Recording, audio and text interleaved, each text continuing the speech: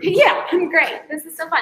Well, welcome everyone to the Kids Club Spring Speaker Training. Welcome Eastside. We're glad that you're back at Oakley. Thank you for joining us, and thanks for joining us online, and thanks for all these Oakley people too for joining in. Before we get started, let's just have some prayer time for a minute.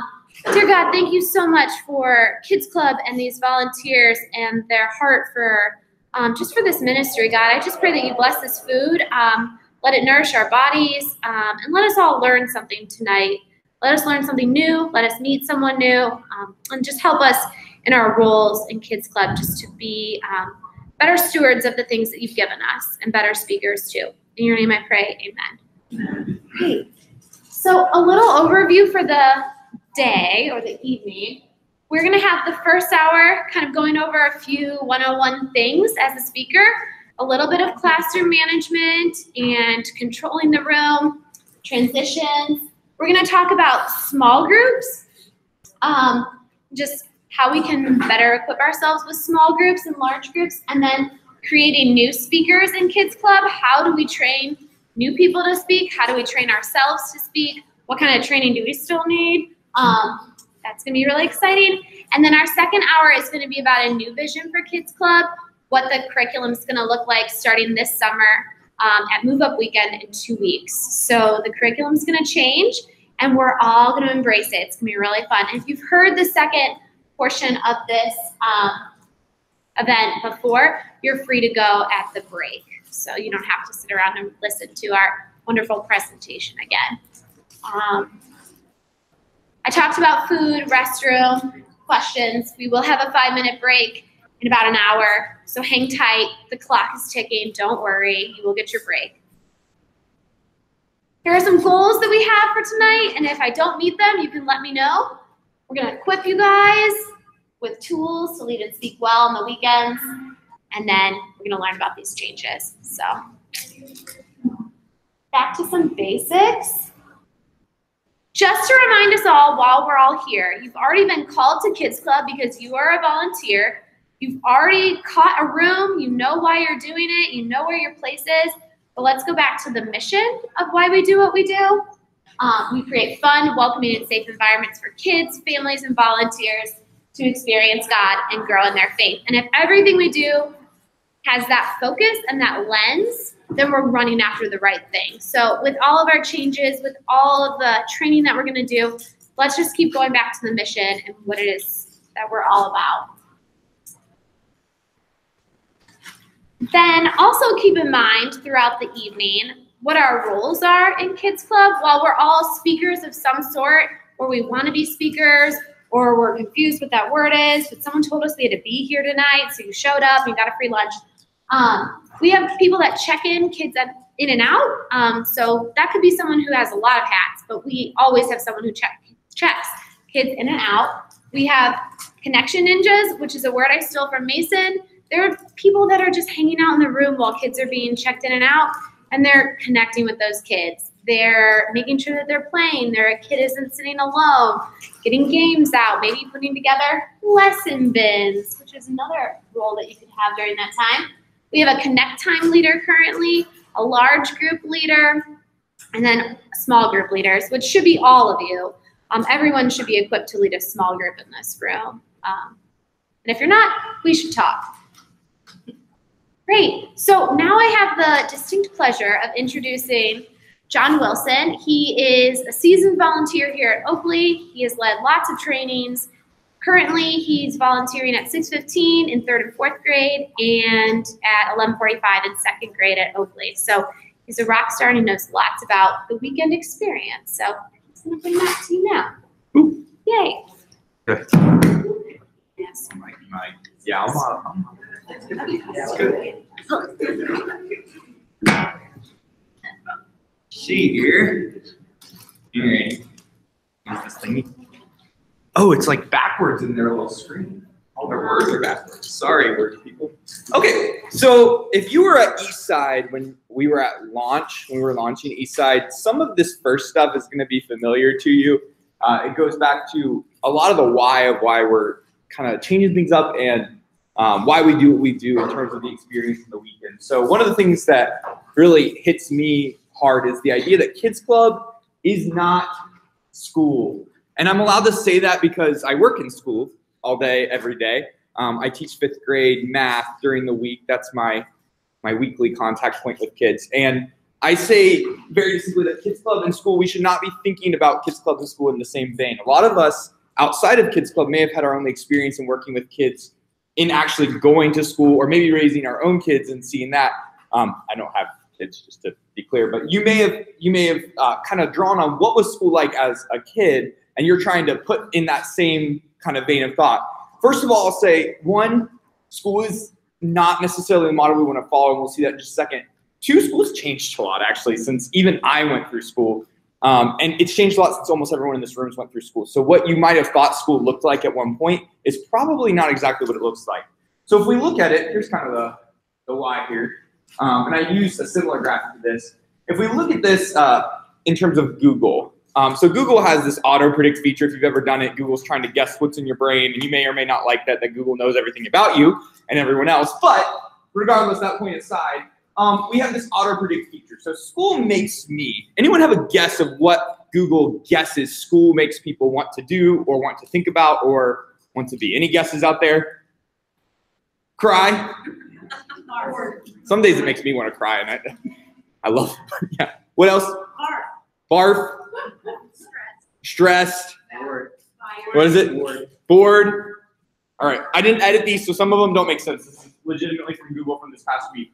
So want to, I don't know. Feel, mean. Don't know why. Depressed, sad, want to commit, want to cry, want to meme, want to give up. I just know meme is on there twice. It's really weird. I don't know what that is, but the general idea is none of them are positive. Some of them are weird, but none of them are positive. And so when we say, hey, let's try and pull in what we know about kids in school for Kids Club, there's a little bit of a disconnect there because our kids don't like school. And that's a big problem that I tackle professionally and want to make sure that we're fixing that on that end. But that's not what I'm here for. We're dealing with Kids Club here. Anyone want to guess what Kids Club would be? Okay. Yeah? Yeah. Well, here's the reality. Crossroads is big, but not big enough to actually have any auto-predict. But the reason we're doing this is because maybe someday Crossroads will have that. What do we want Crossroads auto-predict to have there? What would we want to write that story? Because the story isn't written. We're trying to undo the story in school. We're writing the story for Kids Club. And so how do we want to write that story? What do we want it to look like? So some thoughts here. This is just kind of a general John Wilson. This is not an official Kids Club sanction thing, but I guess it kind of is now since I'm talking. But management-wise, I tend to think of the presenter, if things are going well, being able to manage about 80% of the kids in the room. And it doesn't matter if you have 6 other volunteers or 15 other volunteers. Usually the other 20% is going to take all of them. So those kids that need just a little extra love, pretty much you can't throw enough volunteers at those kids. So they should be able to be managed by them. But if you're having about 80% of the kids engaged and managed through that lead person, that's kind of what I gauge as success. Now, plenty of you have been in rooms with me before where it does look like that. Plenty of you have been in rooms with me where it doesn't look like that. So this is what I'm saying kind of our benchmark is. It doesn't mean that if you don't always have 80% under control as a presenter that you're failing in any way, because I've been there this past weekend. So don't get too down on yourself there. All right, so we're going to get into kind of the nitty gritty here. If you've been in a training with me before, usually I go through like 25 things and you're like, John, slow down. I didn't do that this time. We're going to go over 4 big ideas today. And I think these are going to be ways that we can kind of get better at our craft and just connect with kids better through this. So management, 4 big ideas here. I forgot my next. Actually, before we get into that, I'm trying to, this is actually me trying to train my brain to do this more. A lot of times we start with those what's and the hows, right? Where we're trying to figure out, how do we do this? What are we going to do? How are we going to do it? What are we going to do? How are we going to do it? And we forget the why. And I actually forgot to even go into my slide here. So forget about the why. So for me, my why in teaching and in Kids Club, I've kind of been refining this recently, goes back to this song that we've been doing a lot around here, Reckless Love, right? And Jesus is pursuing us, and he's pursuing that lost sheep kind of mentality, and a lot of times that's us. And I think about that for kids too. So I actually have this on my lock screen. This is kind of from that verse that goes along with that. And that's what I think of. If Jesus is pursuing us relentlessly and recklessly, that's what I want to be doing to our students as well. And that's the teacher, me, our kids as well. And so we want to be relentlessly pursuing, especially those kids that need that. Cool. So then, knowing that's my why, I'm actually going to give you just a second. I'd love for you just to pause for a second and think through, why do you do this? Why on a weekend when things are going crazy? And even on a weekend when things are going good, why do you keep doing this? Why do you show up? Because a lot of people think we're crazy. So what's your why? I'm going to give you like 30 seconds. Just think through that. Awkward silence, including people who are sitting in a room somewhere else.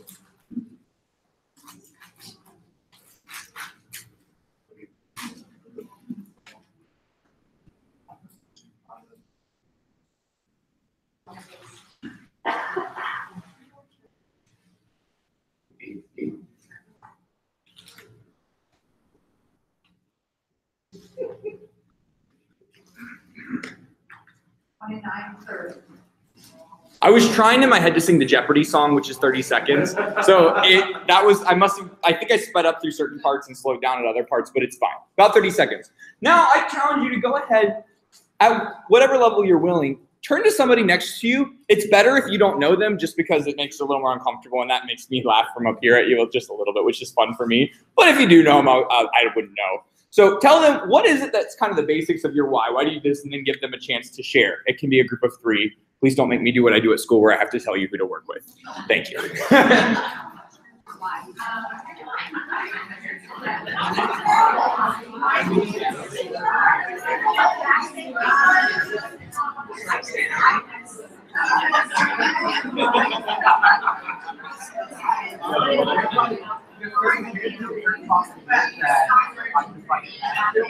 And that's why I really struggle with not really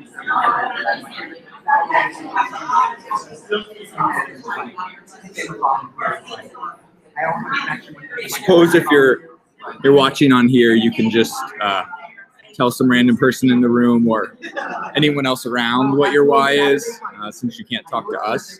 I guess you can text someone, email someone, just tell someone what your why is, because it's good for you. Let's talk about it. Take about 20 more seconds, just a little check-in for pacing.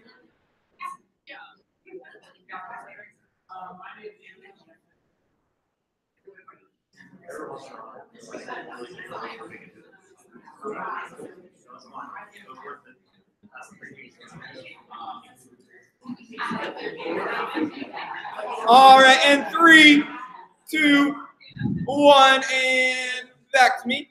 Cool. Cool. Hopefully, it's some good conversations there. Digging deeper, and if you weren't exactly sure how to answer that, good thing to reflect on. So now getting into kind of the nitty-gritty, the what's and the how. So these 4 big ideas here. All right, I typed it out, so it's official. First one, this is something, if you've ever seen me talk on anything like this before, you probably feel like this is the horse and it's dead because I beat it so many times. We go over, I just feel like this is so important, setting clear positive expectations. So if you've been in a kindergarten to 3rd grade room with me, you've probably seen this spiel. Some people have been with me a lot longer. I don't remember if I used to do this or not. You'll have to tell me. But now, like in the last years, I've always done this. So starting with, in my brain and to my volunteers, I would typically call it like an expectations chat at my normal hours. Expectations seems like kind of a heavy word for kids, but it's in my brain. This is what I'm going over. So every week we start with, for me, I use the word respect, and I always ask them, what is that word, especially in rooms that know that about me. If they don't, then I go over that word, and what does that look like? And it means that I ask them to respect me, but I also respect them and ask them to respect each other. And if that's our culture in the room, then things tend to work pretty well. And then I always have a key phrase to gather attention at some point. A lot of the times that works. Some of the times it doesn't. So some examples of that. If I say Hakuna, what do you think you would say? Matata. Yeah, you can do better than that. Hakuna? Matata. Good. All right, to infinity? Yeah. Now this is going to be impressive if you know this one. So we'll see. Shark bait.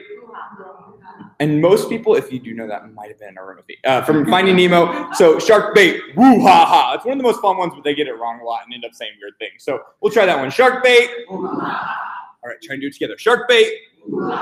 See what I did there? Cool. So those are all good ones to get ones back. Shark Bait Woo-Ha is a good one for older kids.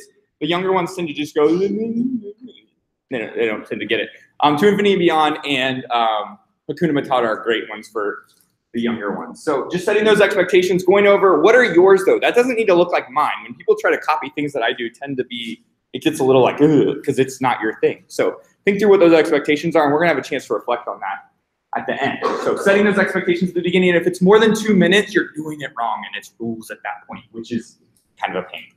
Cool. Move. So right now I'm not modeling that because I'm supposed to be in front. Hey, good that they're all here, but I'm not allowed to get up and move. And normally I'd be out with you all and moving around because I think movement's a good thing to say, hey, like proximity can be a management technique. So if you've got two kiddos that are having a conversation over there, especially if it's loud, you can literally go, I'm gonna break the rule here a little bit. So if these two are having a conversation, you can just move the copy in the presentation right next to them. You don't even have to acknowledge them if you just keep talking and inching a little bit closer and a little bit closer. And then, like, she's feeling really awkward right now, and they would be too. And so they usually end up being quiet at that point. So yeah, that's a good way to do it. And just for variety, like it's just exciting for kids to get to see you up and moving around. And you'll see I have a goal related to this that I'll share with you in just a second of how to even grow with that a little bit more. Cool. So simple, but kind of important. This is going to be the one I'm going to challenge probably the most people on in this today. I'm trying to be invitational, fun, and all this. This is a little bit of a high challenge one here. So don't be boring. The way that I would kind of execute that or tell you as an action step for that is if your script is in your hand most of the time, kids know. Not saying you have to memorize. Please don't hear it that way. I started there, and that was overwhelming. And again, those people probably saw me back in my memorize every word phase. That's not where I'm telling you to go. But if your script is in your hand, definitely more than half the time, or even more than like a fourth of the time, you can have it out. You can glance at it. Again, it should be there. I'm not saying have your script away from you. But if you're going, David killed Goliath. Oh, I missed a line. Yeah, if you're reading from it, they know that, and that's kind of a barrier to engagement for kids. So here's what I tell you. I give you permission to be a little bit off on your delivery, maybe have an order a little bit wrong, or say something a little bit different from the script, or put in your own thoughts and stories into it that make it a little more alive. Don't go too down the rabbit hole, but just your own spin on things. I give you permission to do that if it means that you can back away from that script a little bit. And then I'll make it more personal for the kids as well. That's an action step for not being boring. Change your tone and things up too. And move, because that's not boring.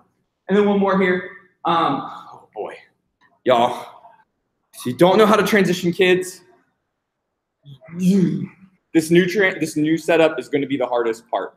All right. And so we've seen, and Arlene just gave me a little face there because she was in a room with me where we tried our new format that you're going to get to see. And I know Arlene's going, there's a lot of transitions, aren't there? That's going to be the biggest, I would say, barrier, but let's call it opportunity because I really believe that. That's our biggest chance for growth because I am learning things I need to get better at with that, absolutely. And there are going to be ways we have to grow in transitioning kids or they'll struggle. So let's go over some ways to do that. One, you can make it kind of fun. I tried this past week and I just thought, what could kids walk like? And this could be an idea session here as well. And so I just said, act like a penguin. When you go from, we were in a large group setting doing our expectations to an activity with Play-Doh this past weekend at tables. And I was like, do your best penguin impression going over the tables. And I didn't have to say like penguins never run. They just didn't run. Like they just seem to know like penguins don't run. I don't know if that's actually true scientifically, but they didn't seem to think so. So they waddled over, or one asked if they could belly slide over, and I went, not everyone's doing it, it works. And so let them kind of go over there and penguin waddle, like telling them how to do it. And that makes them actually be like cognizant and mindful of how they're moving versus just go. Because what do you hear when you say just go to a second grader? Get there first, get there first, get there first. Even if they don't want to do what it is, they want to get there first to not do it, you know? So that's kids. So just planning for those in advance and knowing who's in charge of that transition, who's going to be the giver, like I'm going to give the directions, and then who's going to be the receiver on the other end to make sure that they're actually following it wherever else in the room they are. In East Side, your rooms are a little bit more tight, a little more cozy, and so your transitions may not be as far, but kids somehow find a way to still go off task even when they're not very far. Have you all found that as well in East Side? Yeah, kids are kids. It's great. So planning for those transitions, telling them how to transition, saying, when I say, do this. So like when I say go, you're gonna do this. So they're not ready to do it. And you'll get the ones that are saying, you just said go. So you can say, when I say the magic word, if you've got some relationship with kids, then you do this. And make it really, really clear. Otherwise, they're gonna find the loophole. Because they're kids. And they do. And it's kind of awesome about them. They're creative, but it also gets annoying too.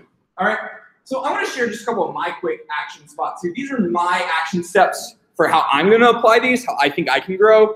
And then I'm going to give you a chance to reflect and ask some questions as well. So for positive expectations, I have not done a great job, probably more with 4th to 5th grade, and actually knowing how to adapt the way that I do my expectations with 4th and 5th grade. Because I feel like what I do is a little bit young. And even though I teach 5th grade during the week, it's a different environment on the weekend. So if you have ideas for if that sparked anything, I'd love to hear from you because I need to update it for that. For movement, intentional movement. I move around, if you can't tell, unintentionally a lot and in the moment intentionally, but like actually thinking through the lesson and saying, hey, when would be a great time to go out into the group for intentional movement planned ahead of time. So I want to work on that. So the don't be boring part, memorize my section for the first week of our new format. You're going to see that memorization actually is a little more manageable, but I'm not making that a goal for you. I'm making that a goal for me because I think that's manageable for me. And it will help me to engage with the content better. And then trying a new transition style next week. When I wrote this, it was actually last week.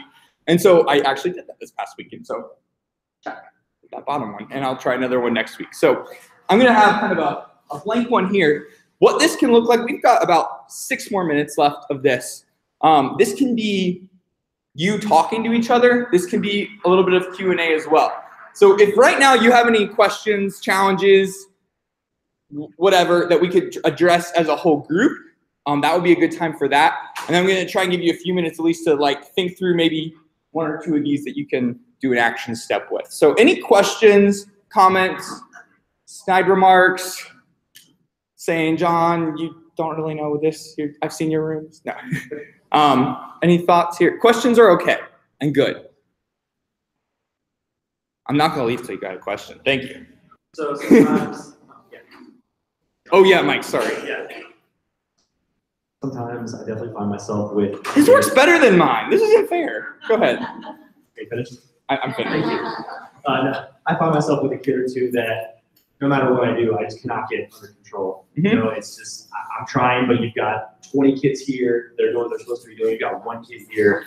And, you know, sometimes I find myself just saying, look, if you don't want to participate, that's okay, but please don't distract everyone else and just sit here and draw or do whatever you're doing. Mm-hmm. And that's it. I mean, yeah. Is that a good way to handle that? Or is there better ways? Like sometimes I'm kind of frustrated by that. Yeah, let me set it depending on the situation. If you're talking about a 2 volunteer situation in a room where that's all you have, I think that's a pretty good strategy, is to try and say, hey, like, and believe it or not, if you have them coloring, and I know some people aren't quite here with me yet, but if you have them coloring, a lot of times those kids can actually go over the content just as well as the other ones, even though they were over in some other place because they got away from it.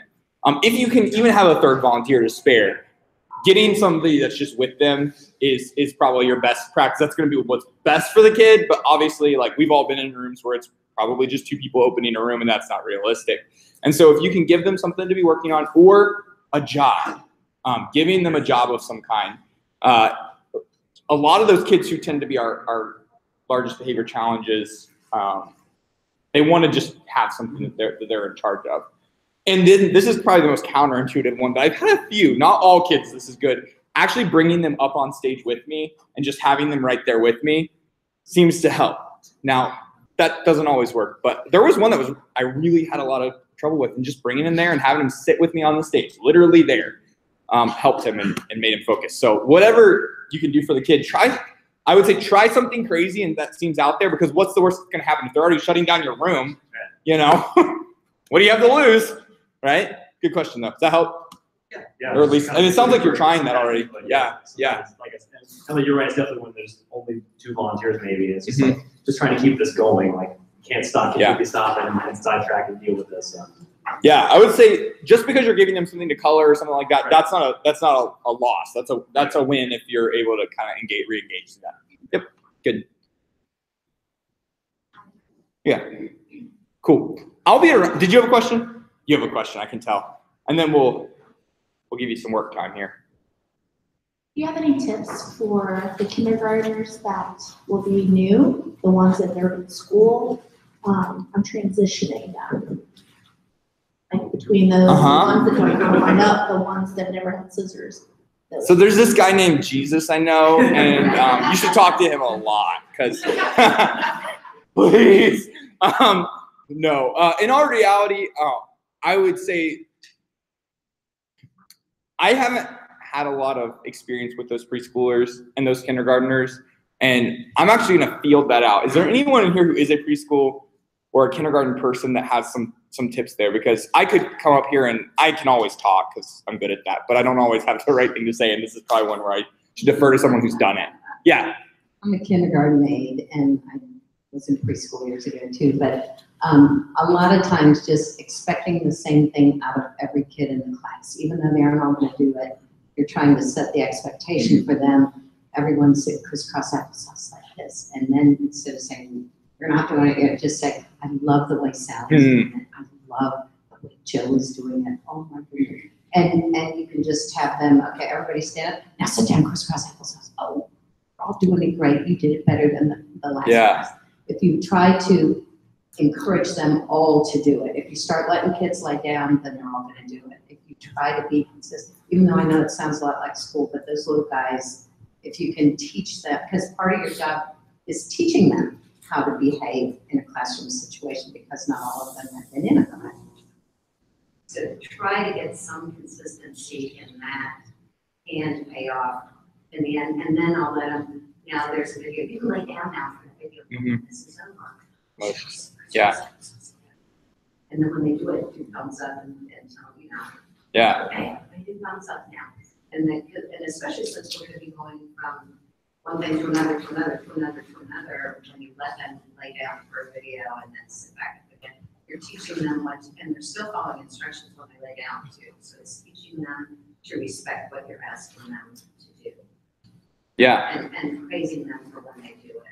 So I hear praising positive activity. I heard some kind of almost gamification there where you have them sit up, sit back down. And if you start with that, hey, sit crisscross applesauce, and you're getting most of them engaged there, and you have a few in the back, then you've got most of them and you haven't made it willy-nilly, everything is okay. But then you can either deal with those, or you can, if you see that they're not a distraction in the back, then you can kind of live with that. But you're getting most of your group kind of doing what you're supposed to do. And I like that idea of saying, hey, here's a good time to kind of to relax or something like that. And you could apply that in multiple contexts, saying, hey, this is a time for this is a time for that. Yeah. Like that. Cool. Let's give you guys just a few. Oh, it's 7. I'll give you like 2 or 3 minutes. Think through. I'm going to say one action step based on one of these, or you can combine. Like I'm going to challenge you, like action step, not just like I'm going to be nice to kids. I hope so, because that's good. It's kids club. But like one action step, specific, measurable. One of those SMART goal types that you could do and apply for next week. And I was going to go over some of them, but I don't want to go over my time. So take about 2 minutes, and then we'll hear from our next person. Cool. Talk to somebody, because if you tell somebody, then they're going to make you do it.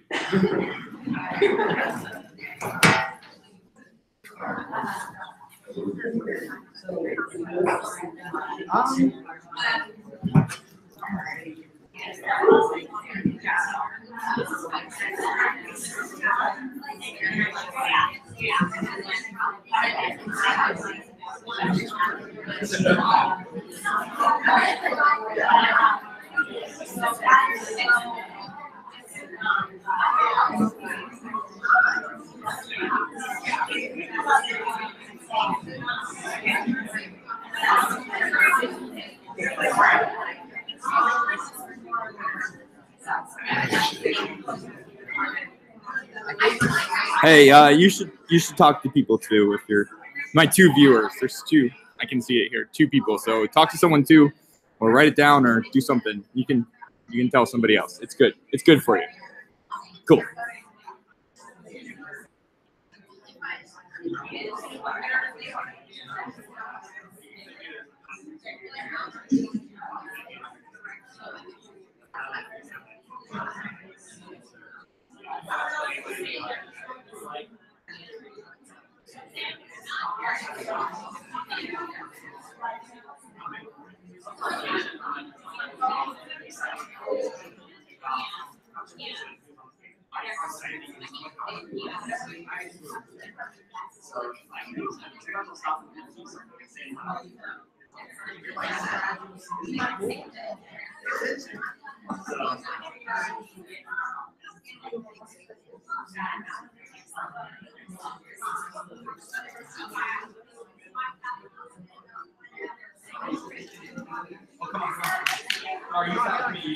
I feel like they do really good on like the top three, but sometimes I don't read the content on Saturday. And on Saturday, like, pretty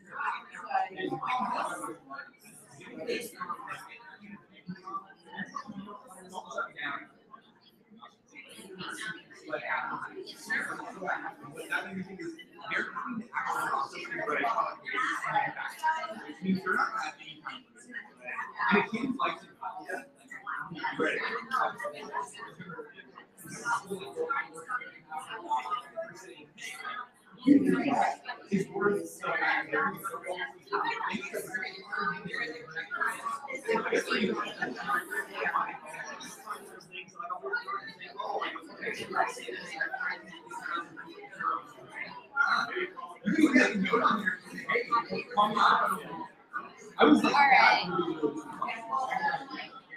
This is great stuff. This is great stuff. We have some more really awesome stuff to get through. Akuna! Matata! Great. Awesome. Look at that.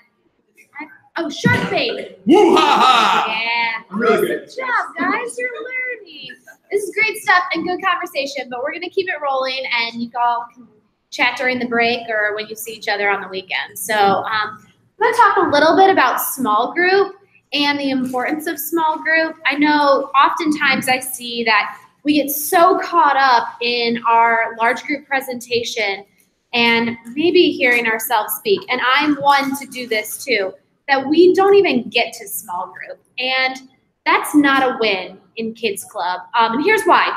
Small group is when kids get to unpack what they've been learning the whole hour and kind of have some discipleship time with you as their leaders and learn a little bit more, like, what's your reaction? And you kind of dig those like things out of them. You give them a craft, you help them along. And in our new curriculum, we're gonna have more chances for you to disciple kids and kind of help them learn throughout the hour, which is gonna be really awesome. But if we don't get to small group, we've missed it.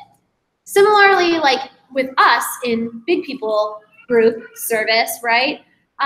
That's fine and dandy, but we all know when we get involved, when we start doing a journey group, when we do a group, when we maybe have a mentor or someone that we meet with, and we start unpacking our spirituality and the things that we're learning more, we grow, right? So kids are growing in that time too. So small group is so important for that. And yeah, if you miss small group, you're missing Kids Club. We can do our best in large group, but we really need to get our kids into that discipleship time. So we're gonna watch a quick video about the importance of small groups. And this video kind of talks about groups in a sense that you're having a group of kids like outside of Kids Club that you're meeting with, like you're kind of leading a Bible study or some kind of group with kids. But the principles apply to a small group in Kids Club. And with our new structure, they're gonna apply even more. So take a look at this.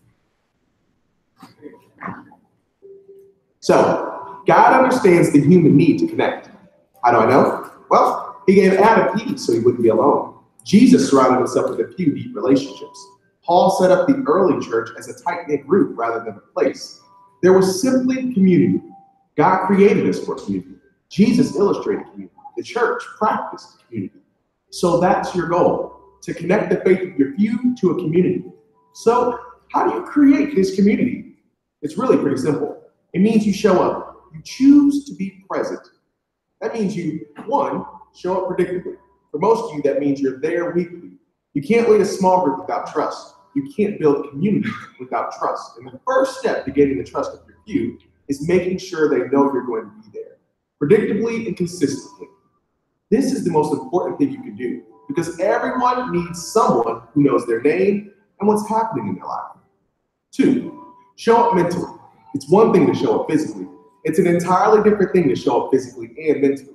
When you show up mentally, you commit to engaging your few in meaningful discussions and to listening, really listening to what your students have to say. It means leaving email and Twitter at the door. This means knowing the content ahead of time and being mentally prepared to shed some light, some scriptural insight into their world. And lastly, show up randomly. Never underestimate the power of showing up randomly. This is a phone call, a birthday card, a baseball game, a text message, a Facebook post. These small connections may seem insignificant, but when you choose to be present in an unsuspected way outside of your weekly group time, you're creating a better connection to the community you're trying to create. And this kind of community will grow and encourage authentic faith. They'll begin to trust you when you show up predictably, show up mentally, and show up randomly. You can't be present for everyone, but you can be present for a few. That's why the best way to be present is to lead small.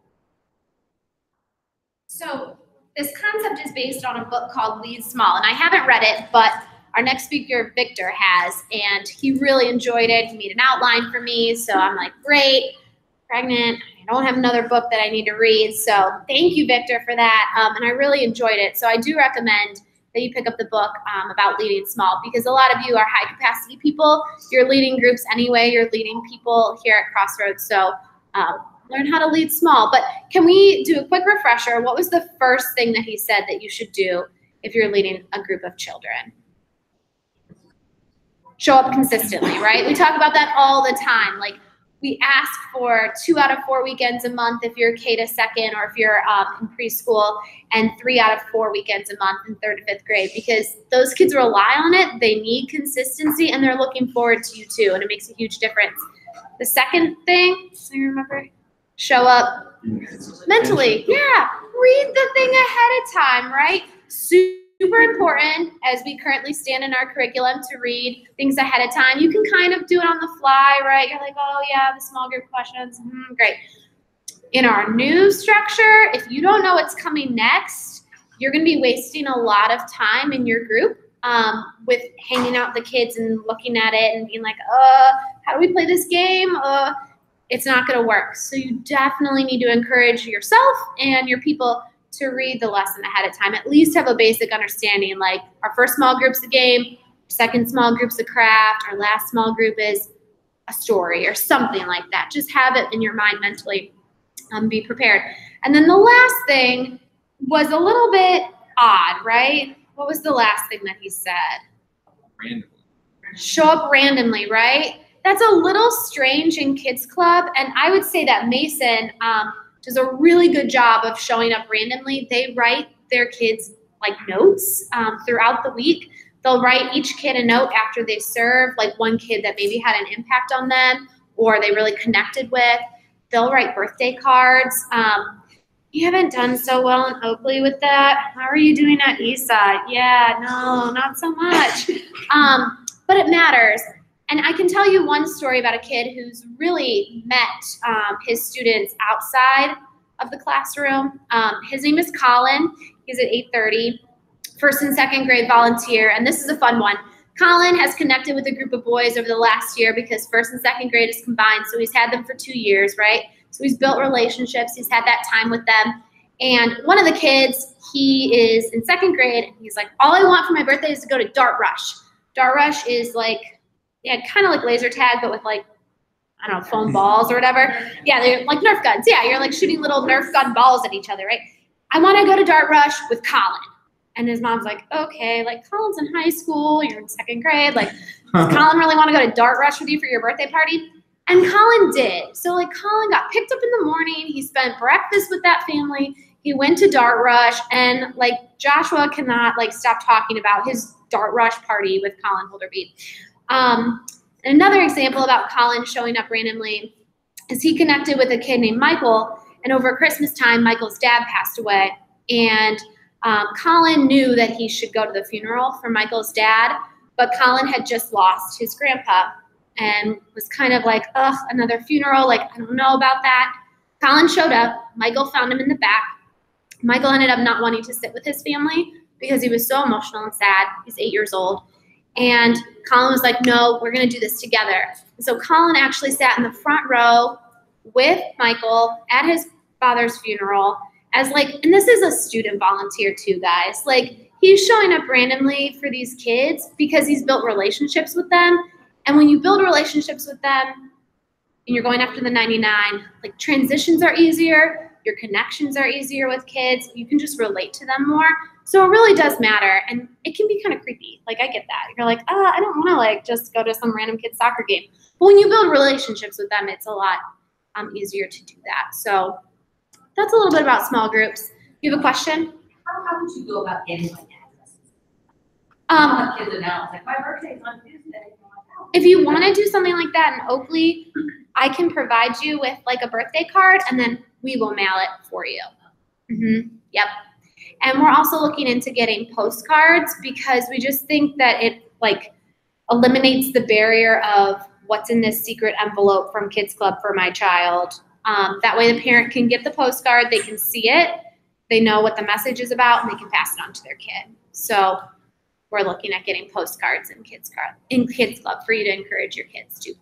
So great.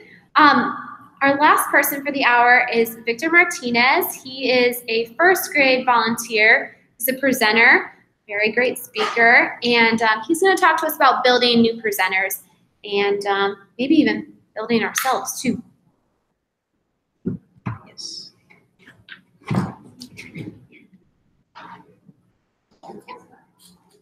All right, how you guys doing? Good, how are you? Get here from the screen. Okay. All right. So actually, before we keep going, I want to have an idea of who here is a presenter for large group. Okay. All right. How about for connect time? Or if you do both, you can raise your hand again. Okay. Who's not a presenter yet, but it's interested? Okay, you don't have to be shy about it. Hey, you can be proud about that. Okay. Okay, that's good. If you came here because of that, then great. This is when we talk about what you came for. Of course, everything that you hear is good. It's great. But I'm hoping that you get a lot of today. Well, I have a message for those of you that are interested, and for those of you that are speakers. Actually, before I keep saying what I'm about to say, who is the only speaker in the room? Raise your hand. I'll raise my hand. Okay, so okay, most of the times. Okay, like 4 out of 5 weekends a month. Okay, all right. Well, then there's also a few things for you. So I guess we're in for a treat. Okay, now before we keep going, you know, we talk about like who's here. Probably no observers here, but you know, you're either a team member, you're coming faithfully, or you know, even if it's recent to serve, and great, we appreciate that. If you are somebody that is interested in speaking, then we want you to step up and speak for sure. It might look scary. It's actually not that bad. And then for those of you that are trained speakers, we need you. And we need you to help us train the next generation too. We still want you, so don't take it as we want you out.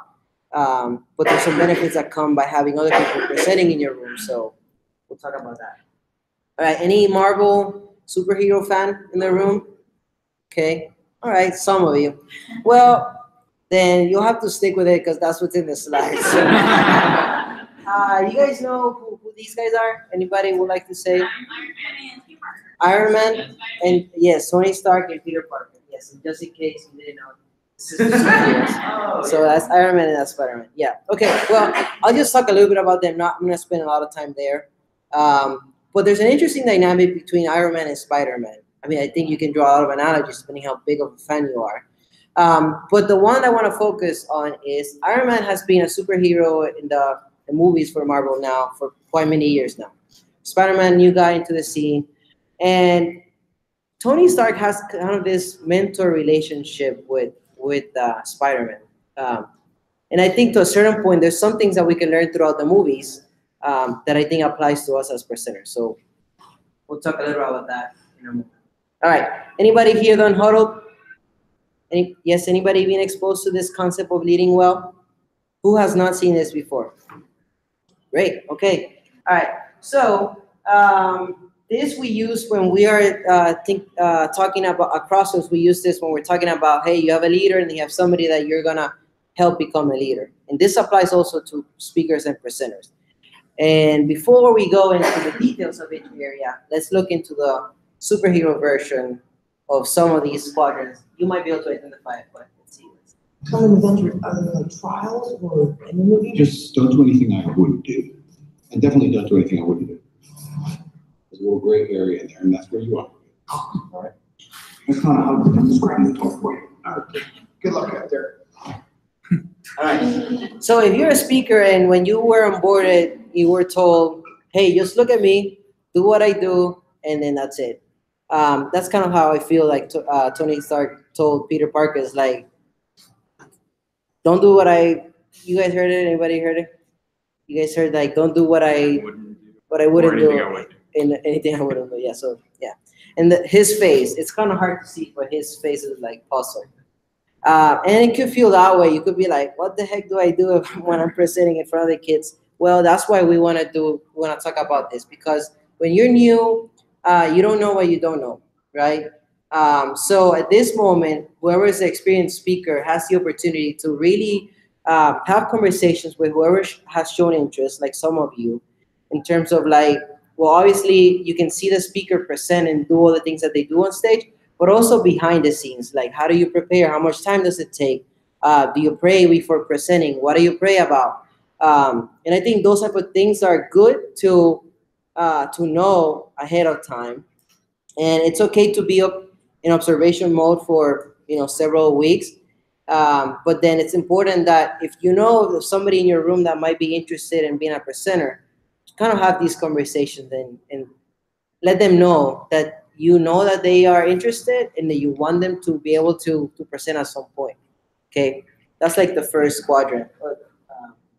Then we move into the next phase, and I think at this point the speaker, instead of only pretty much like I will do this and you will watch, then you can start engaging them. And I think the new format that we're moving into, where we have a lot of transitions, it's a great opportunity to build other speakers. There's multiple times where somebody's presenting and then go back to small group. So this is I think makes it easier now for new presenters to just try it, and this is also involves a lot of conversation where it's like, hey, you're gonna do this. Obviously, you're capable of doing it. These are certain things that I do. This is what I recommend. You already seen a speaker present, so it should be fairly easy. But still, pretty sure it can get nervous. There's a script you can read, you can memorize. It's hard at the beginning, but I mean, there's a lot of tools that will help you make it easier. And I think for those of us that have been through the process, it's something that to remember of how did it feel the first time, so then we can help the ones that are coming later. And this is where I see like Peter Parker's face is like, he's never been a superhero before. So then the advice that he gets is very useless. So, we try to give useful advice because that's how it feels. It's like, okay, but what do I do once I'm up there? Because once you're on stage, that's it, right? You're doing it. Yeah, so that's that. So it's once you've done it a few times, you already kind of have a better sense of how it goes, so you know a little bit more. So at that point, I think this is a great opportunity for them, for those that have been the only presenters in your room, to start considering taking breaks. and we'll talk about breaks because that, for me, that's very important that we talk about it. But I think your role as an experienced presenter becomes smaller. It could become smaller. It doesn't have to, at least for the weekends that you're not presenting. And then rotations are fantastic. So if you have an experience not being the only person in your room, I think that's just something that once you start experiencing, you want to have more of this, for sure. And then once a new speaker is not so new anymore, so they're not so new speaker, then you are natural, and then you're ready to keep training more people and things like that. This is the point where we want to get with those of you that said that you want to present. And it's not that there's an expectation that you have to present 3 weekends a month, 2 weekends a month, or even one. But just to be there, if you want to present more, great. You know, it makes the job easy, our job easier in terms of coordinating who speaks. But also you can talk it in your room and say, hey, you know, this is the strategy you want to use. One of the best room strategies that I've seen is that there's a second grade room that they have 3 speakers in rotation. They rotate. So 1, 2, 3, 1, 2, 3, 1, 2, 3. And I love that because they get to present and they enjoy it, but they get to enjoy the kids while they're not presenting. Or they get to actually take a weekend off and just take time for themselves. And that, I think, is something that I would like for a lot of us to do, including myself, because I think when we get to rest, that's when we get to hear from God. And we're not just presenting to these kids, like we are helping them connect with the Spirit. And if we are not able to connect ourselves, then it's very hard for us to enable that for them. So even though they're just kids, you know, God speaks to them, and we can enable that. So that's something to keep in mind. Good? All right, so the last concept, also from huddle, work from rest. Who has not heard this term before, like work from rest? Okay, great. So concept is kind of very simple one. So you can work, you can rest, you can be anywhere in between. Okay, very, very simple. Now, a lot of you are here because you have no problem with showing up and working. And we appreciate that, we value that, God values that. In fact, something that it's in 2 Timothy says, the hardworking farmer should be the first to receive a share of the crops. Great, you'll be among the first. At the same time, God also calls us to rest. And he calls us to rest and abide in him. And this is where it's not just, you can binge watch for sure, okay?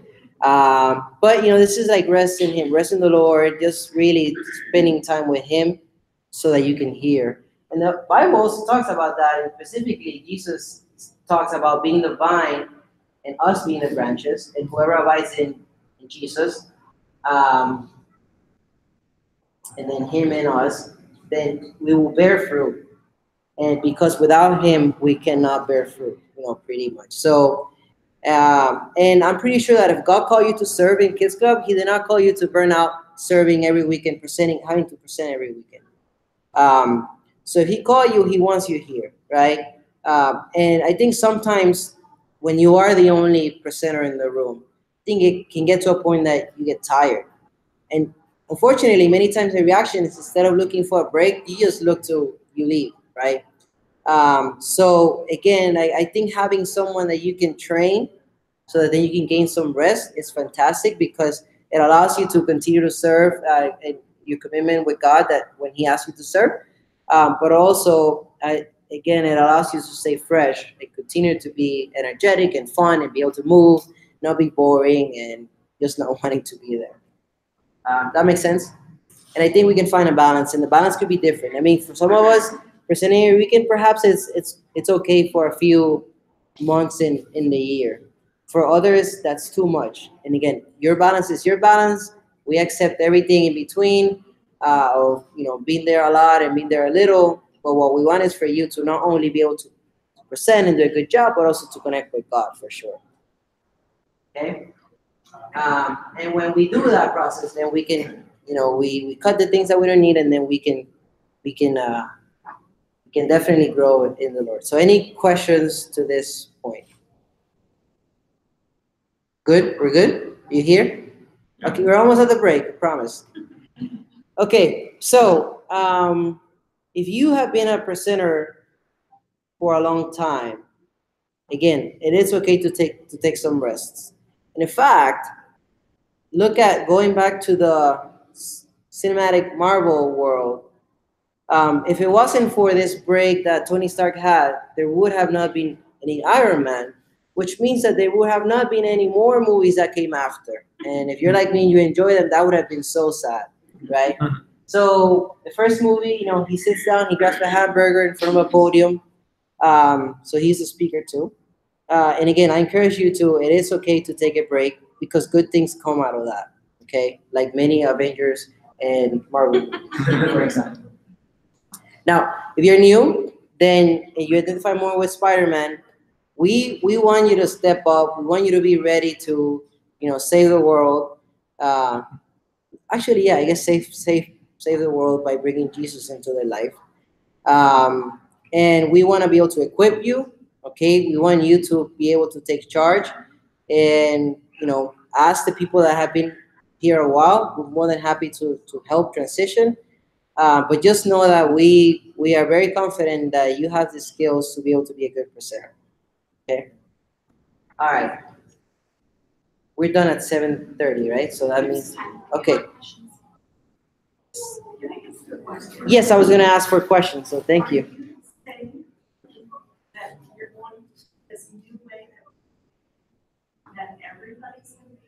No.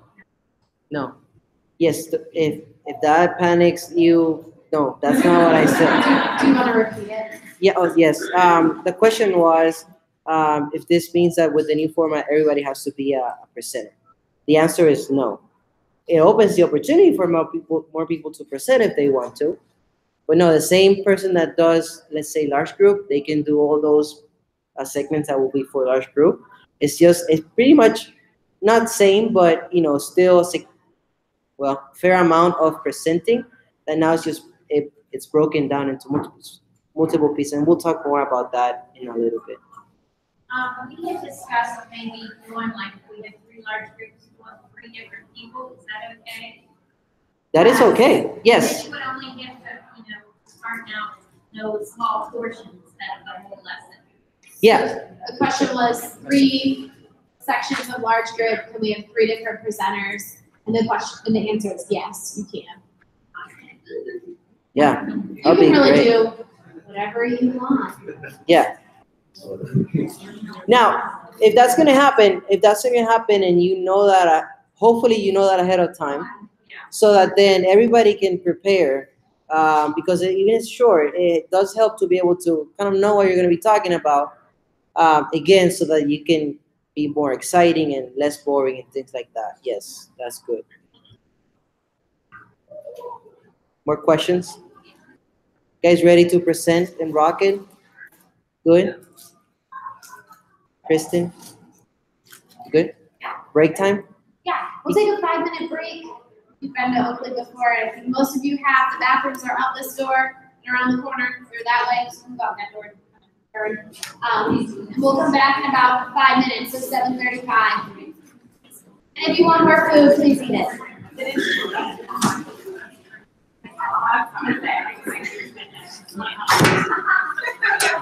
Get those. Yes. Good. Thank you very much. No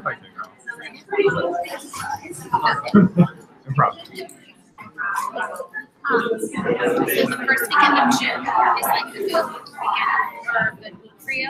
So I was thinking maybe like a lunchtime during the day because they're all here on Wednesday, so maybe we can do a lunch or something. Yeah. Party time! It's still on. I don't know how to pause the live stream. Party time. Because of lessons. You can use this or this mic. Question. You know.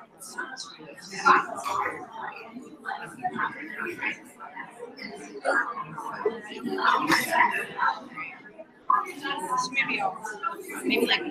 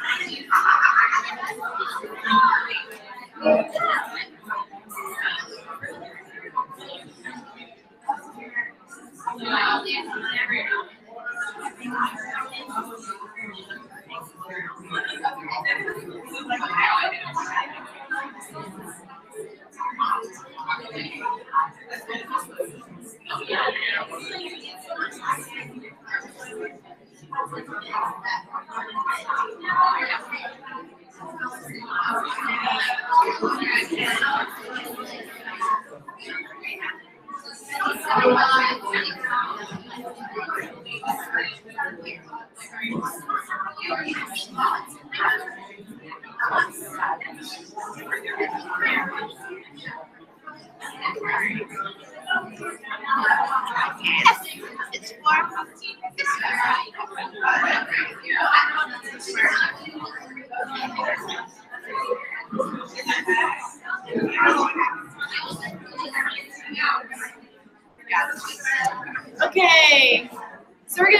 back and get started because I want to make sure that we have plenty of time for questions and scenarios at the end of this next segment. So I'm super excited to introduce to you guys two wonderful ladies in Kids Club. Our first is Allison Glista. She writes all of the Kids Club curriculum from 2 years old all the way through 5th grade. It's a huge job, and she's been tasked with something massive for this summer that she's going to talk to you all about, and it's a huge privilege to have her here. She's also had tons of roles in Kids Club, including mine, so way to go, Allison. And then our other speaker is Abby. I always like to say Rasputin, but I know that's not right. It's Rasmussen. Rasputin is a Disney character, in case you don't know. And Abby is the kindergarten through 5th grade director and onboarding director up at Mason. So she has my role similarly up there. So Abby and Allison are now going to talk to you about some changes that are coming your way. Yay! Okay. Hello. Nice to meet you all. I know some of you. Yes. Oh, thanks. Stand or sit? Sweet. I'm gonna sit. Me too. Okay. So I'm Allison, and like she said, I write all our lessons for Kids Club, and I'm also in Kids Club every single weekend. I usually try and get to different sites as often as I can. Right now, I've been at Oakley for a little bit, and I probably will be for the summer. So what we're going to talk about today is super exciting.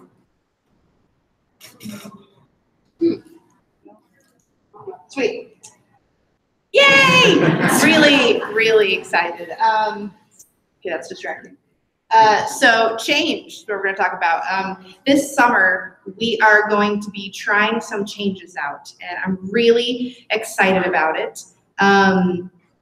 The reason that we are changing up what the weekend experience looks like, first of all, we want kids and volunteers to be having the best experience that they possibly can.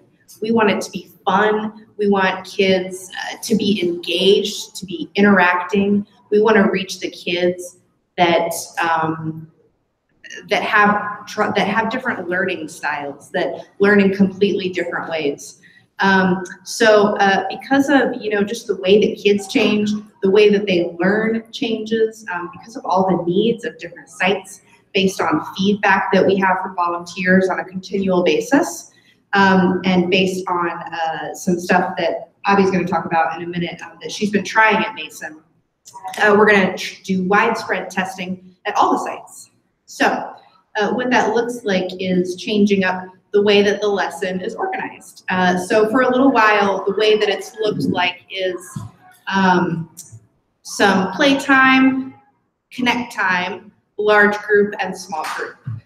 So kind of 3 main sections. And I think I heard that maybe they talked about it a little bit already, which is great. But we're looking at breaking that hour up into smaller chunks. So essentially, instead of being in large group for 30 to 40 minutes, which is really, really hard for kids to sit, even with like the most amazing presenter, like the rock stars, even with that, it's hard for kids to sit for that long and listen to a direct teaching style. So instead of doing that, we're breaking up the large group into smaller chunks. We're going to have more hands-on activity, kid-centered based stuff. And that's going to address a lot of different types of learning styles. The kids, who have a lot of trouble engaging with the lesson the way that it is, we're hoping that this is going to help us reach those kids and help you guys develop relationships with those kids. Change is coming. Yeah. So I'm going to hand out lessons in just a few minutes. This may look overwhelming at first, and that's totally natural. I totally get that. So what the first trial run of a new lesson format is going to look like is basically 6 chunks. Instead of starting out with a game, we're going to start out in large group. We're going to just start out with like a really clear kind of vision casting for what the hour is going to be. Like present the story, the straight up objective for the day, get kids hooked on what's going to come. And then transition into, you know, maybe a game, something that would be like connect time. Then back to large group again, then into another activity-based thing. Then one more large group, and then small group for the rest of the hour. So, if you're feeling nervous, that's okay. If you're excited, I'm glad. I guess the most important thing about this is that even though we're introducing this change now, it's not necessarily going to stay this way. I would say more than anything, what we want you to keep in mind is that we're trying things out, and the only way to figure out what's best is to actually do it, is to actually try it, to give it a shot. Even if we kind of have a hesitation about it, you know, just looking at it, the lesson before doing it, that's okay. But we want to give it a shot and see, like, what is actually going to work? What are we going to be surprised by? What are the things that we think, okay, there's no way this can work, and then it will actually work. And yeah, they're excited too. So I would say the biggest part of this change is that, yes, I'll get to that. Flexibility is key.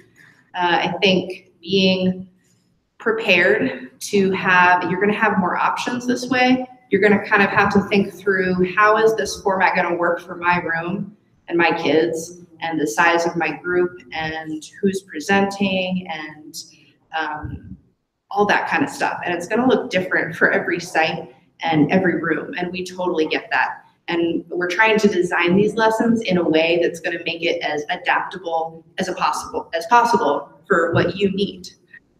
So, you know, it has kind of 6 chunks right now. Towards the end of June, we're going to try out, you know, what does it look like to have 2 large groups instead? What does it look like to have just a short, like, connection time with kids? That's not even a game or anything. That's just like, just sit down and ask kids about how they're doing. Like, let's devote some time to that and see what happens. So as the summer goes along, you're going to be noticing some changes week to week. You will be getting communication, and we'll prepare you for what those changes will look like. But just be prepared for change to happen continually. So, let's see. I think it's over to you, Abby.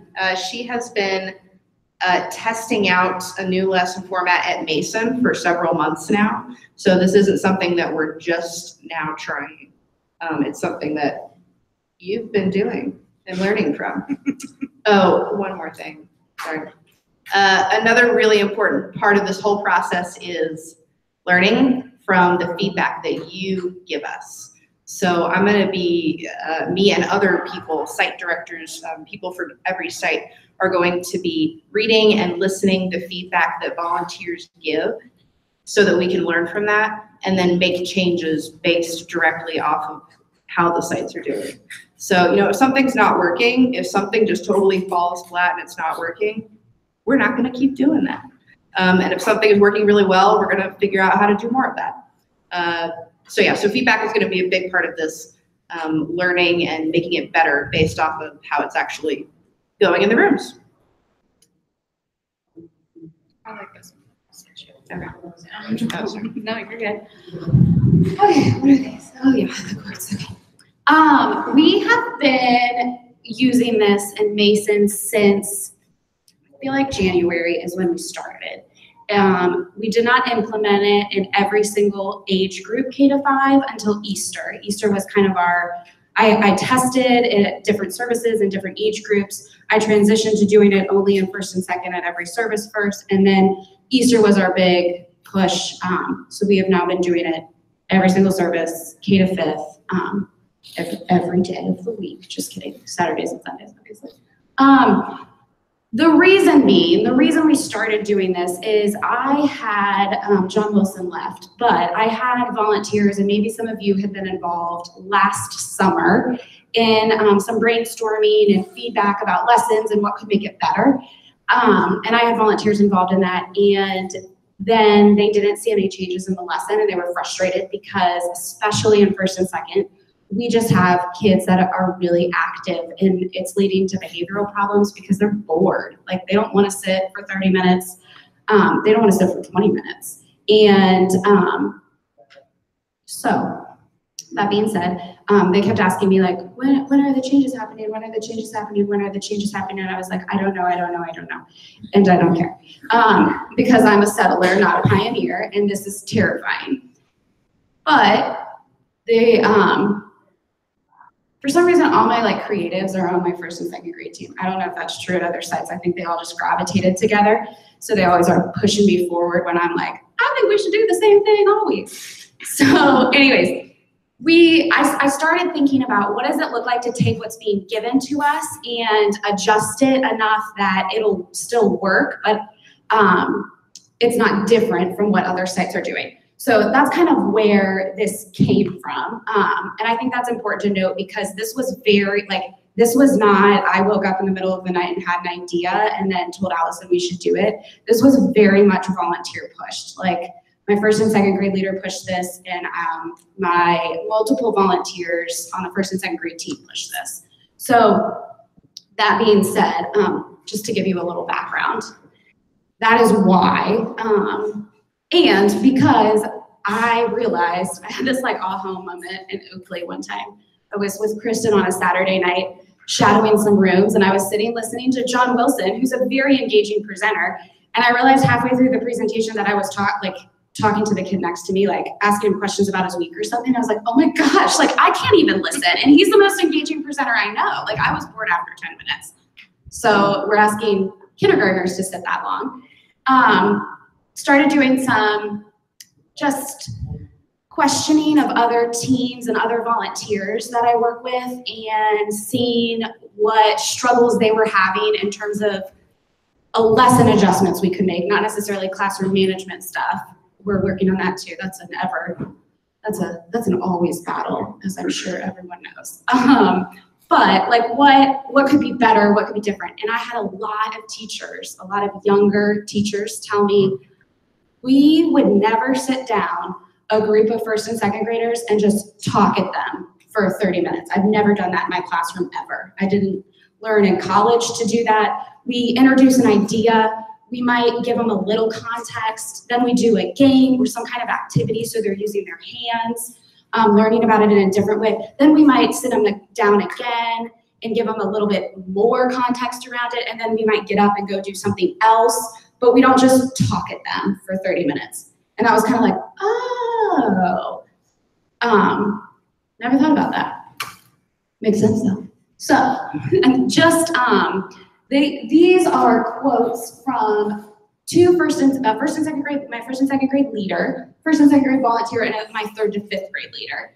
And I don't, you guys can read, and they've been up there for like 10 minutes. You don't need me to read them to you, right? Okay, cool.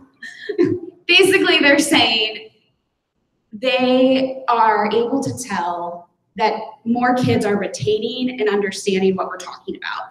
And I got to see, I mean, I'm seeing this now week after week, but that was a big, like, okay, this is worth the extra work. This is worth continuing to do and trying it in other age groups, because there is more content now and the kids are more engaged. So when parents are coming in to pick up, more than likely you're still in small group, and I have a lot of kids that don't want to leave. Like, they're still at the table working on whatever it is or talking, and so parents are coming into that moment with them and they're asking, like, what'd you do today? Or what'd you talk about today? And kids aren't just saying, I don't know, like, or where are we going for brunch? They actually, the parent comes into the space and is able to connect with them about what they actually talked about, and they remember. And I don't know, you guys might be way, way better volunteers than I am, but that doesn't usually happen. So to have the majority of kids still in small group and willingly, this isn't I'm forcing them to stay in small group, but they're choosing. And to have them like saying, I don't want to leave or I'm not done yet. Can you go get so-and-so first and come back? And I just love getting to watch parents kind of come into it with them and sit down next to them and see what they're working on. Just a small little glimpse of like what they did for the whole hour is awesome. So that's basically what they're saying. Oh, this is a time lapse of the first time we did it in 1st and 2nd grade. And you can tell during it like that we're moving from the floor to tables, and that's because of the different sections. So a lot more movement between large group and small group portions. Now, this has evolved since then because we've been doing this for so long. That was checkout. Did your room clean itself that fast? I have a self-cleaning room. Just kidding.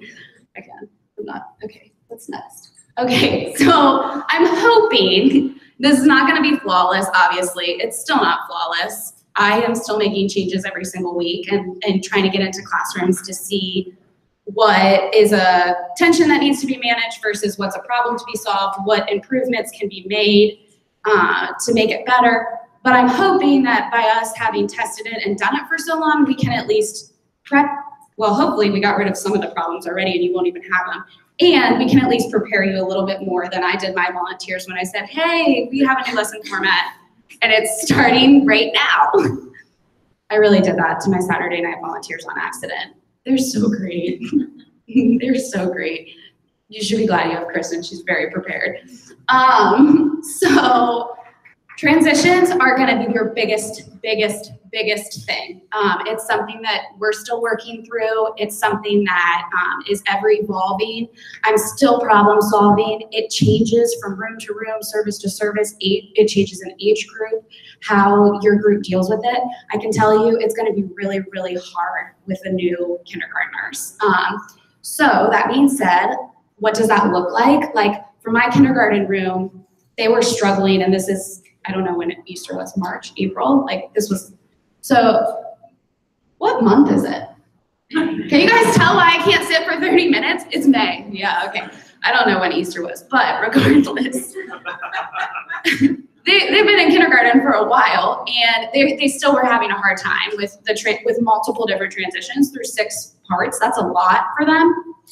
And my rooms are, your guys' rooms are way bigger. My kindergarten rooms are rectangular, and so large group was over on this section, and their small group tables were over here. And that was a lot of back and forth for them. So after doing it for a few weeks, we decided we were going to move the tables over to where the screen was so that they could start at tables, watch do large group from their tables and just stay at their tables for the activity, and then get up for it was a game, I think. Get up for the game and worship for the second large group portion, and then sit down at their tables for the rest, and it made it more contained. None of those details really matter. The point being, we've had to make adjustments. So that's one of the things you're gonna be wanting to think about, like with your kids and your team and even your room layout, like, do we need to move furniture? Do we need to move tables? Do we need to just do small groups on the floor? Or I don't totally know. So transitions are hard. And I have some 3rd to 5th grade pretty much does, unless it's like a large group game as one of the activities, they pretty much stay at their tables for the whole time. Like they might come forward for worship, and that's really it. Everything else they kind of do with their team. To help with transitions, and Kristen's gonna do this. Yeah, okay. I gotta clarify that. To help with transitions, one of the things that we're doing is assigning kids stickers when they check in. I'm using 4 different colors, and each color has then a flag with that color on it that goes on the table with a bin that has pre-sorted supplies for everything you're gonna need for the hour by service time. So each kiddo gets a colored sticker. There's 4 of them. I think Kristen will probably have more. And then they know if you say like, okay, you're playing this game with just with your team, like orange, and they go right to their table. So that has helped a ton. That's made transitions a lot faster because they know and they'll get used to it really fast. Some people were worried about them thinking like they got stickers in colored stickers in preschool. Are they gonna think it's babyish? We've just been calling it teams. Like, this is your team for the day. You're on the purple team. I haven't had anyone complain about it. I haven't had any issues. Except for your 3rd and 5th graders trying to change the color dots. Tricky. Like, I know you're orange, even though somehow you have a red one right now. Yes. All this sounds very complicated, but I'm not hearing anything about how many students you've got in that room and how many volunteers you've got. When you've got 2 volunteers and 30 students, that's gonna happen? Yeah, so that was 45 kids and 2 of us. And actually, I found it better. My experience was it was better because we were able to stay with our group the whole time instead of, I'm sorry, there's actually 3 because we had an observer, 45 and 3. But I have a lot of rooms that are 2. My fire code capacity in most of my rooms is 45 to 48. And I would say most of my rooms get maxed out at least at 5 o'clock and 11:15. 9:15 ratios are better and we have more volunteers. Ideally, it would be awesome with 4 volunteers.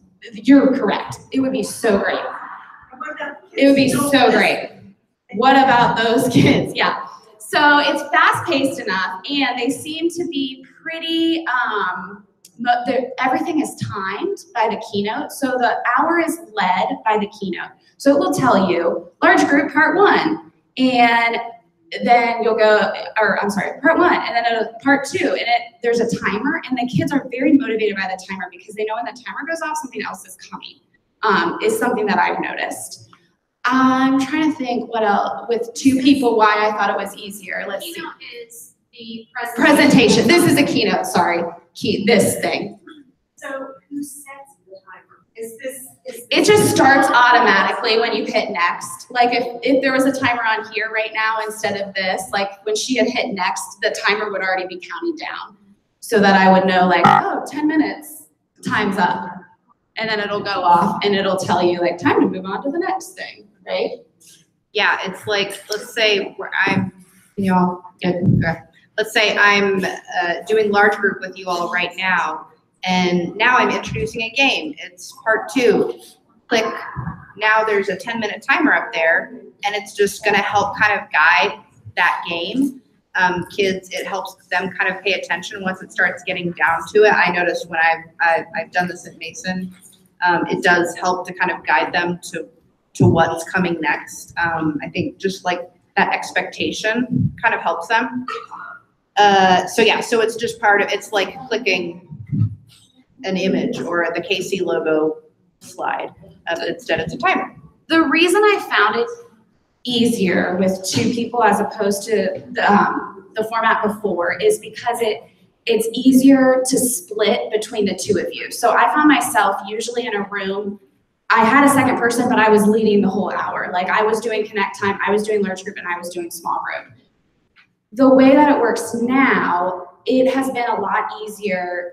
Like in that time lapse, we just got together beforehand and that volunteer said, I'll do part 1, part 2, part 3. Do you mind doing 3, 4, 5?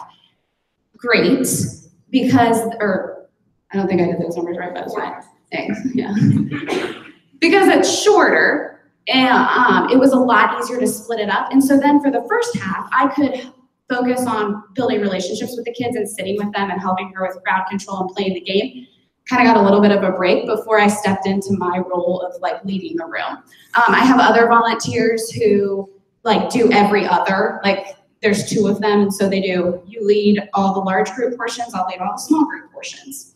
So I also have rooms that have combined 2 large groups. So like we just did that this past weekend actually in every room. So it was like a large group, 2 activities, large group, activity. So that was even better because less large group portions. I prefer that. That was my preference, and less presenting. I think time management, the timer kind of does that for you. Volunteer roles, this has worked itself out, as Victor said, with assigning presenters. At first, we tried not assigning presenters at all because it's shorter sections. At first, we were like, hey, I don't think you really have, like, as long as everyone prepares and knows what's coming, you don't have to memorize anything because it's so short. It's like, hey, this is what we're talking about, video clip. Hey, let's debrief that video clip, another video clip. Hey, let's play a game. Kind of like connect time. So we thought we didn't need to assign presenters. False. You still need a presenter because you need someone like extra prepared. Otherwise, everyone is like, I think it's recreation today, and I think we're going into a game. So hopefully having a presenter, I would think of it more as kind of like a cruise ship director now, instead of just I don't know, presenter. Like, it also allows for you to bring up other presenters. So I now have like 3 people who were really uncomfortable presenting, who have stepped into presenting, which is awesome because of the shorter sections. And so the volunteers they serve with have just said, hey, next week, do you want to maybe, like, I'll do all the large groups, but do you want to do the shortest one? So then they're now doing all of the large groups, but it's because they were able to start with a smaller chunk.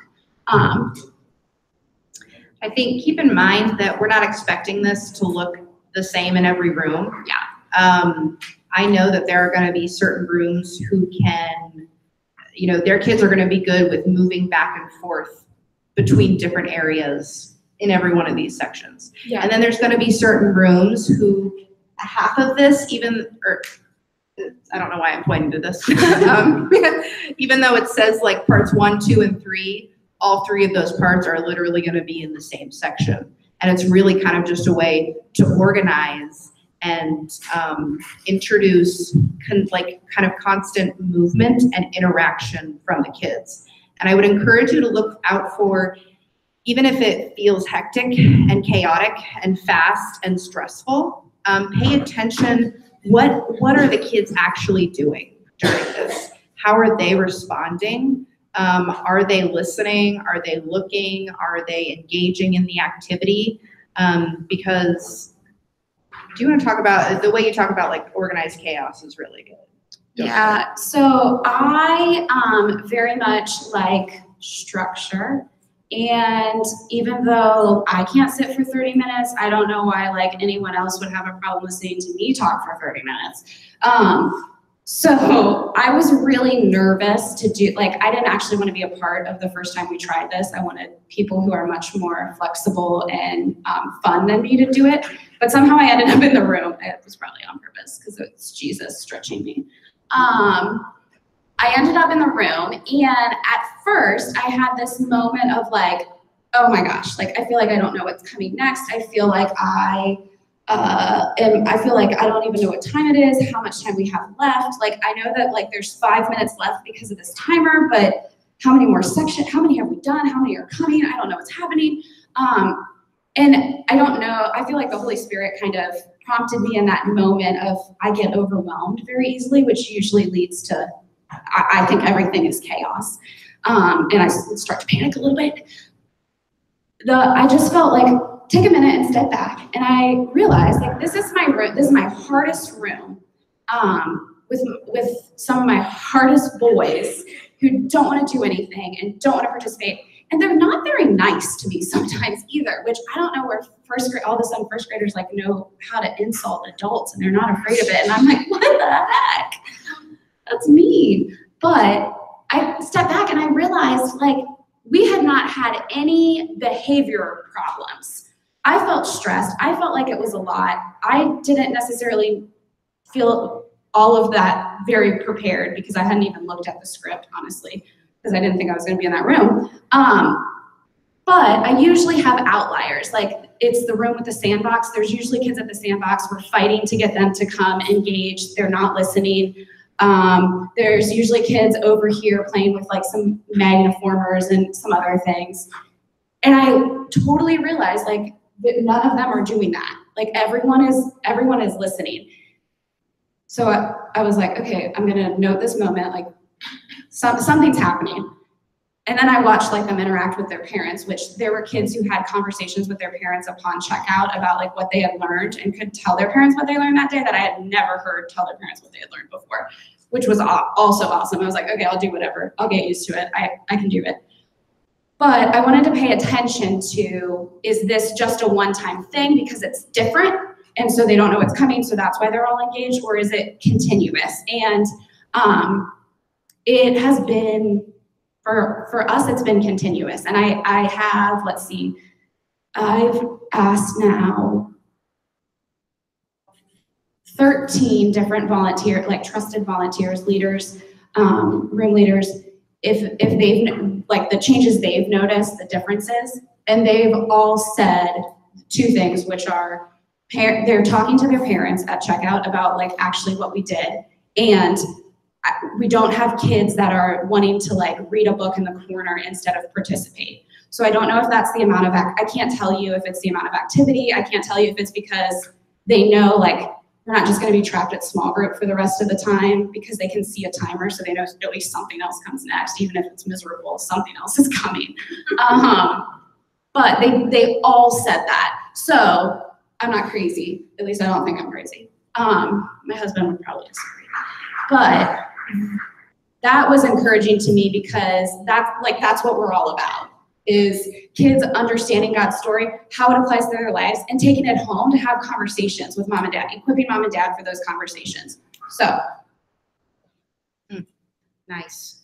it's probably going to feel chaotic, and you're probably going to be really sweaty. Like I would definitely not wear a long sleeve shirt, because I was like, woo! And it goes really fast. So the other thing, I would go into this with so much grace for yourself, for the volunteers you're serving with, so much grace, because it takes a little bit. Like I had to do it probably 3 times before I felt like I was like in the rhythm and understood kind of what to expect. And to be the best prepared, it was kind of like trial by fire. So if you go into it with that attitude of like, are kids more engaged? Is it more fun for them? Are they talking to their parents? And just have a lot of grace for yourself. Like if you mess up the activity, or you do the wrong thing in the wrong order, or you end up doing 2 large groups in a row, it's cool. It's fine. Yeah, like, yeah, I think as you go along, you're gonna notice things and learn things. And again, that's where the feedback comes into play. You're gonna find that certain aspects of this go really well, and maybe certain parts of it don't.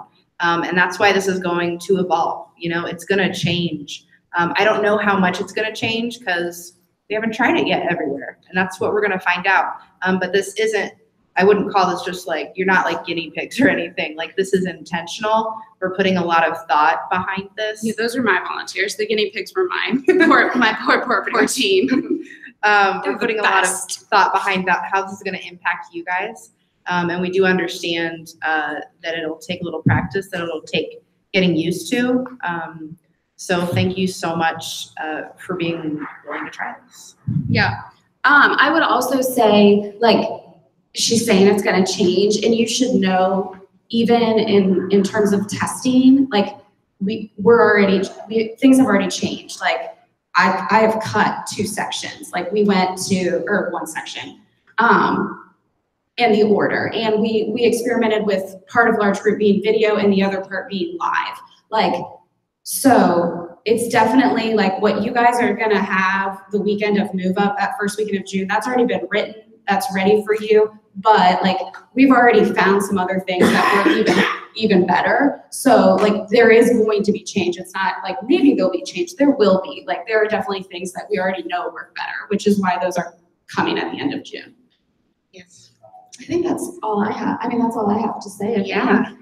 Questions? Yeah.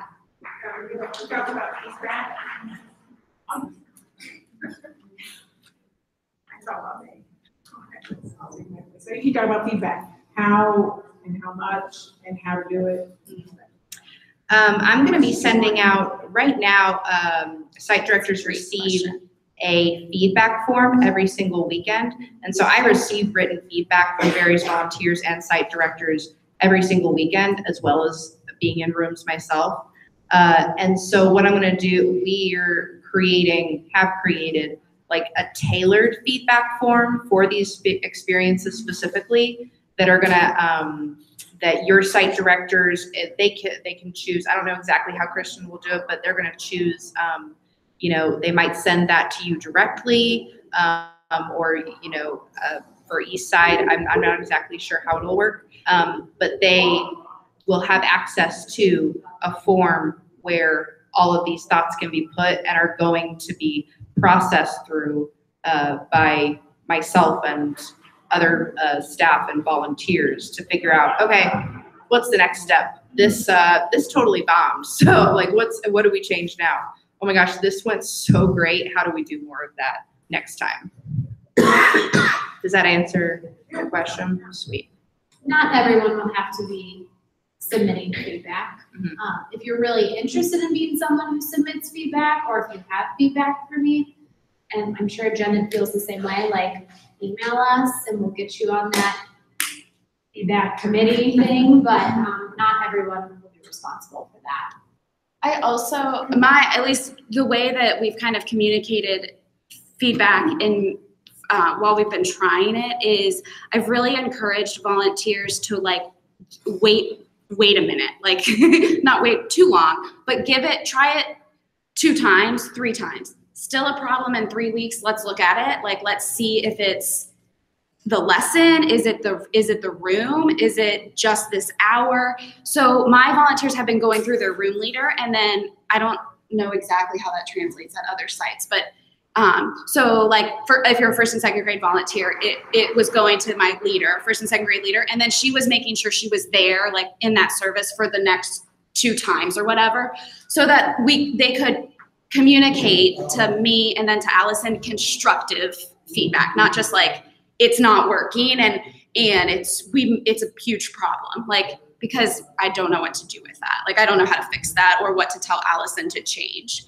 But having other people be able to like look at it and maybe come in and observe, which is what my age group leaders have been doing, and kind of identify the problem. If you can identify it and what needs to change, that's the most helpful. Like what is specific, just like John said. Measurable and attainable. Yes. Ooh, I've never seen an East Side shirt. I like it. Okay, so this is for Allison. So Allison, you get feedback, and you like maybe 8 sites are like, this bombed, but like say East Side and maybe Andover are like, this was awesome. How are you gonna incorporate that into? You surely get that every single weekend, right? That's sort of my weekly reality. Yeah, surely. So like really, I mean, like honestly, the content that we have is every single week. It's super successful at certain sites and not successful at others.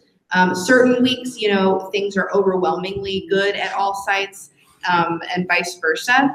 So really, that's kind of part of my job, is to take into account what is best for the most people, what is the right thing for the most sites and the most rooms. And this is something I'm continually trying to grow in and do more is, okay, because these needs are so vastly different and the reactions to this thing is so vastly different, how do I make this adaptable? How do I put maybe 2 choices here that can be adjusted for a small site versus a big site? One of the things that my volunteers have asked for, which I think that has incorporated, is ways to transition the kids. So if you're transitioning from large group to small group, like it actually written in the lesson, have them army crawl over to small groups, because it's hard to think on the spot of like for that idea. And hopefully we'll continue, like she said, there will continue to be options, but whenever like it's written in, if you have a really active group, maybe you want to walk during this, or maybe you want to, whatever it is. So hopefully those will make it also more, that's a huge thing that my volunteers have reported. Like whenever that's already written in and they don't have to think about it, so helpful. which I agree with. Yeah. Sorry, you're okay. I found this. I'm thirsty. Have you asked for feedback from the families or the students? Kids and The families. kids Yeah, actually, I do testing with kids themselves. Not every single weekend, but every once in a while, I'll take content from a batch of lessons and I'll go into like adventure club or something like that and actually test things out with kids and like ask them for their opinion on stuff like, what do you think of this worship video? Or what did you think of this game? Like, what would you have changed, 9-year-old? So yes, and then There should have been candy. And then as far as parents, that's something that is, I think, something that I'm trying to grow in as well and figure out how to do well is how to bring families into this in particular. You know, what kind of expertise do they have that we could learn from? What kind of ideas do they have that maybe we're not thinking of? So that's really something that we're continually doing. I have a fair amount. I can't speak to families that aren't volunteers. I did have a group of kids that before we started, I looked at like our consistent attenders in each age group. And so we did an old lesson and then we did a new lesson and then we did an old lesson, you know, when we were at the beginning stages. And then I was soliciting feedback from them. Like, what did you like it better? Like what worked, what didn't work? And my volunteers who are parents of kids in that age group have all actually been my most excited. Like, feel like they're able to connect even more with their kids in the same age group. Now that's not parents who aren't volunteers, so it's not totally accurate. And you know, feel free if there's an opportunity for it, you know, ask kids what they think. Ask them after watching a video or after doing a game, like just ask, kind of get a temperature from the kids, like, what'd you guys think of that? Or I don't know. And that's something that I didn't used to do because it's kind of a strange thing to like get the opinion of kids on what you're teaching them. But it's really useful and valuable to do that. I'm looking at this list of small group supplies off this lesson. I think one of the things that frustrates us is we get in the room. I go to church one service, I'm now stepping in the room, I've got just a few minutes before the kids show up. And the bins have to be set up for the tables. And if I'm doing that when the children are coming in, I'm not engaging with the children. And is there a way, that's what we struggle with. And then when we're done, we're trying to get out of the building and we're on Saturday night and they're throwing us out and we can't clean up the room adequately and leave it for the next people. So it's the supply management, and particularly for this lesson, there's a lot of stuff. That is, I think, different. In Mason, I've broken it out already. I added actually three volunteer prep teams that are doing all of that for my volunteers. I don't know if Kristen's doing that yet. That's a Kristen question. Right. So Abby had talked about having different colored bins for every single room, and each room has supplies by service hour. Mason also only has 3 service hours. We have 5, so there's a difference there. And our team needs to recruit more prep people during the week, but we have recruited enough where we're going to be able to divide out the supplies based on this is all the 615 supplies that you get to work with, and then you just take them out, put them in your bins. That's at least for the month of June. Our July hope is to have all the bins with all the supplies labeled in them.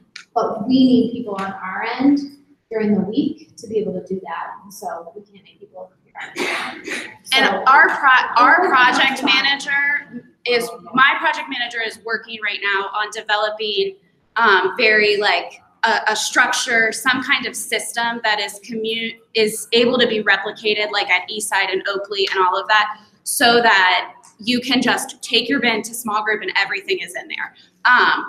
But it required adding 3 prep teams, which I know is hard on other sites. So hopefully that will be coming to you soon too.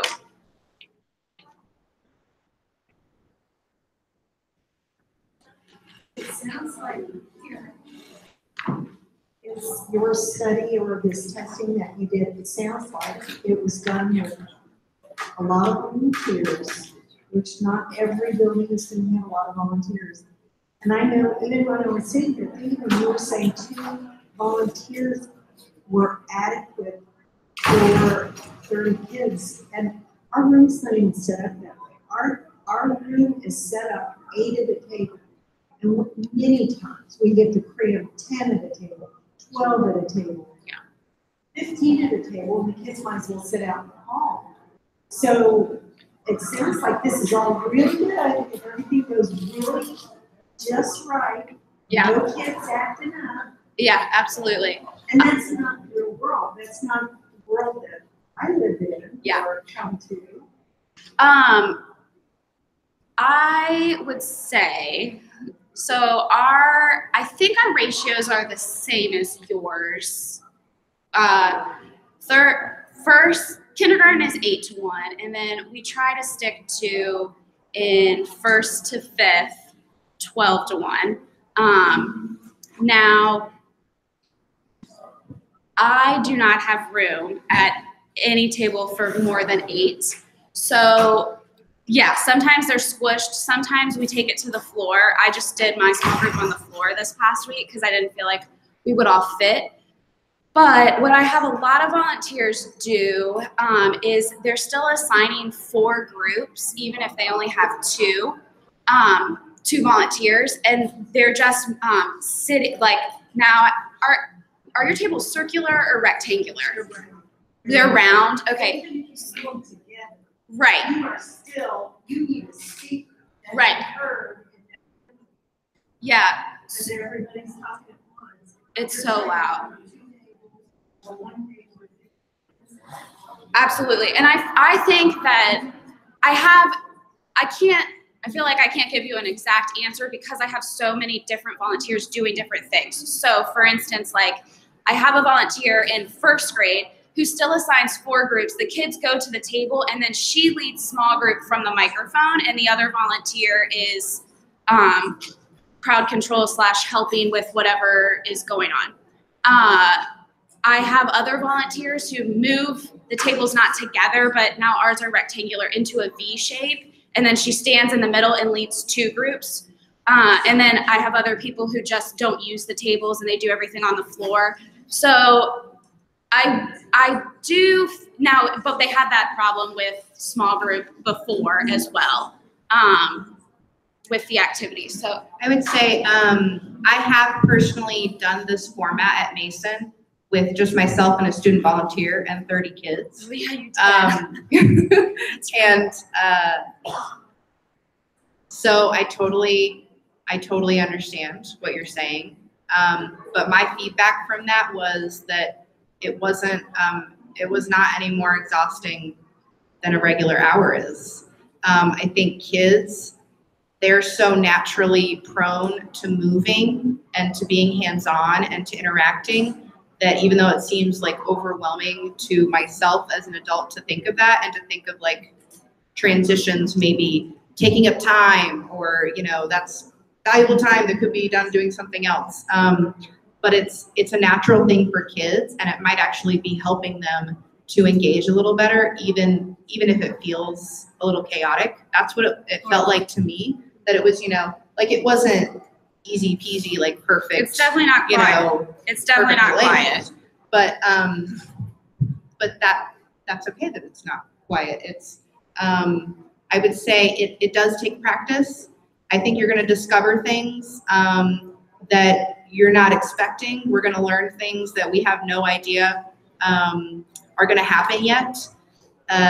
So I would say have an open mind, be on the lookout for all of this stuff. Pay attention to how it is for you as a volunteer, but how it also is for kids, and pay attention to what are the factors that are affecting, if I'm feeling really stressed right now, what are all the factors affecting that, and what's the adjustment that would help this? I've had a lot more collaboration too, like within teams, like they're talking to each other about, hey, we tried this last week and it didn't, like the small group thing. it didn't work. I tried leading it from the microphone, all 4 groups, and I didn't feel like it worked. Like, what are you guys doing? And then, you know, they're swapping ideas and stuff. The thing that has been helpful in these lessons is it feels a lot more flexible. So coming into at least how Allison has written them, when I come into the room, I have like this pool of ideas of how I at least think I should lead it or how it should go. And then I realize like I have 25 boys and 3 girls. So it's probably not going to go the way I had planned, number 1. And number 2, I think I'm going to have to be a lot more authoritative than I normally am. So I like chuck my idea and I use the idea that the previous service gave me of just putting them all on the floor and leading it all together, or doing 2 activities back to back so that they can move for even longer and then sit for a little bit longer and do 2 large groups together. It's kind of like you're able to move pieces around, which is what I have started doing a lot in the rooms I go in, and a lot of my volunteers have started doing. Like, oh, they'll get feedback from the service before, like, this activity works way better if you do it first because it takes up the most energy and they're so like wound up afterwards. You're gonna want something to calm down before you go back into large groups. So like do these 2 activities together and do this one for like, so I have put in the rooms like feedback forms so they can communicate to each other if it's like a Saturday night to Sunday. And I would just encourage between like age group teams, someone to coordinate, whether it's for our teams, it's been the leader, is just communicating like, hey, these are the things that worked this weekend. These are the things that we tried for the first time, it didn't work. So that you kind of have like a tool belt of options, so to speak. I think we have time for one more question. We're so quick.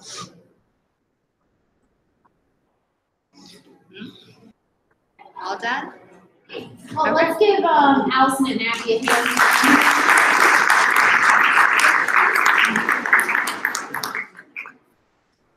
And I just wanted to say thank you to all of you coming out and for your questions and your feedback.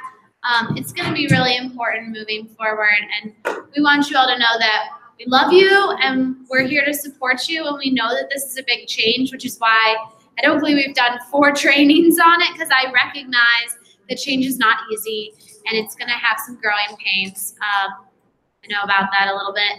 So it's going to be fun though, and I think if we go in with a fresh eyes and realizing like this isn't really about us. Like at the end of the day, we're here to serve these kids so that they can understand Jesus in a language that they understand. We get that someplace else. Sure, we benefit from it too and we can learn things, but this is really about them. So if they're learning better in this structure, that's what's really important. So thank you all for being here. I'm sure we will talk more about this as the weeks progress, and I'm excited about it. So thanks and have a good night. Drive safe. Bye.